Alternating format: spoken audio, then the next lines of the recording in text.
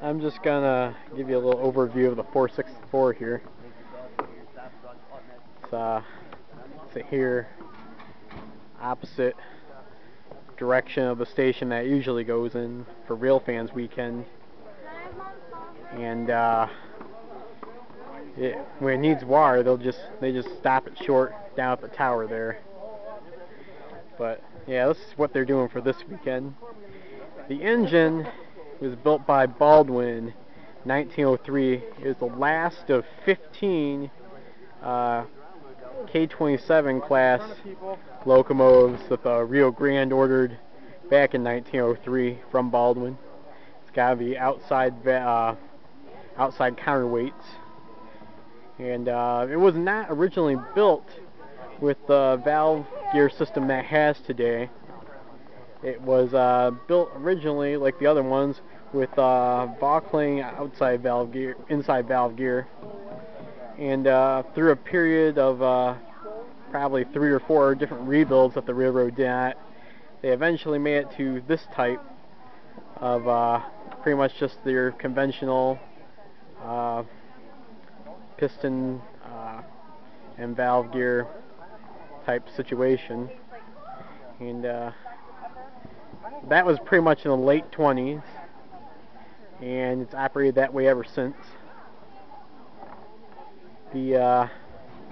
It worked for the Rio Grande and the Rio Grande Western, as it later became known, up until about 1960, when it was officially retired and sat in the yard.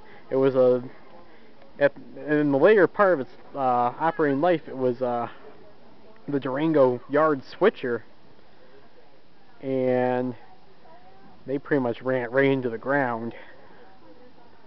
But it was, after it had been sitting out for a few years there, they sold it to the Knott's Berry Farm out in California to operate around the loop track of their theme park there. It was actually a bit too big for them. They operated there for a few years, and they decided that it was a little too rough on the track.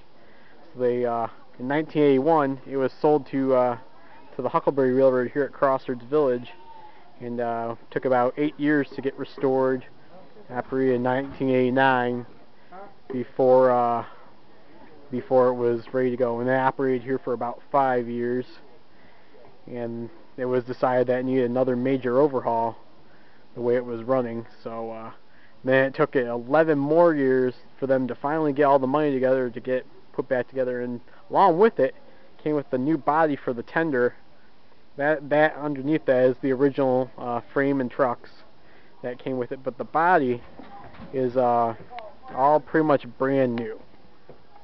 It's riveted partially, but the main structure is actually welded, and it looks a bit nicer than the original one. The original one now sits down at the yard about half a mile away, pretty much all rusted out.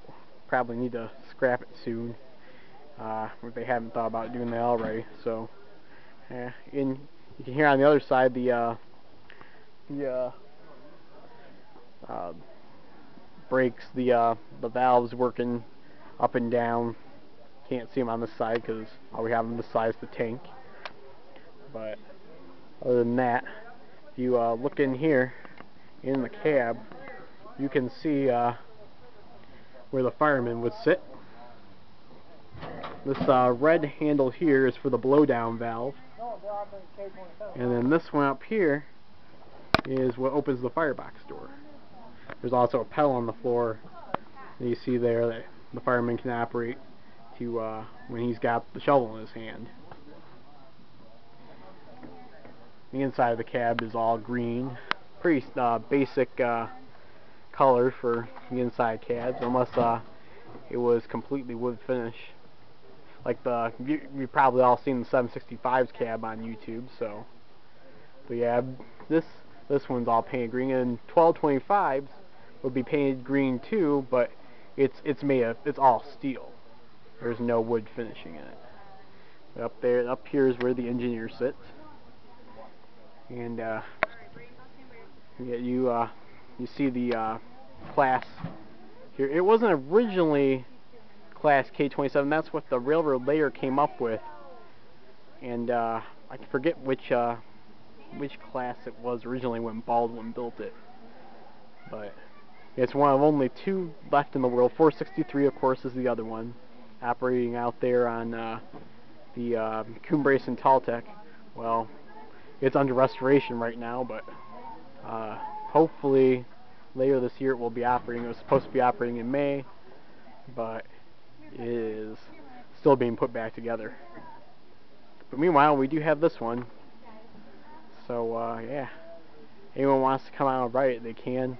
It's supposed to have it's supposed to be 15 years, but they run it so often it's probably going to be in the next 5-6 years. This thing has to be redone again.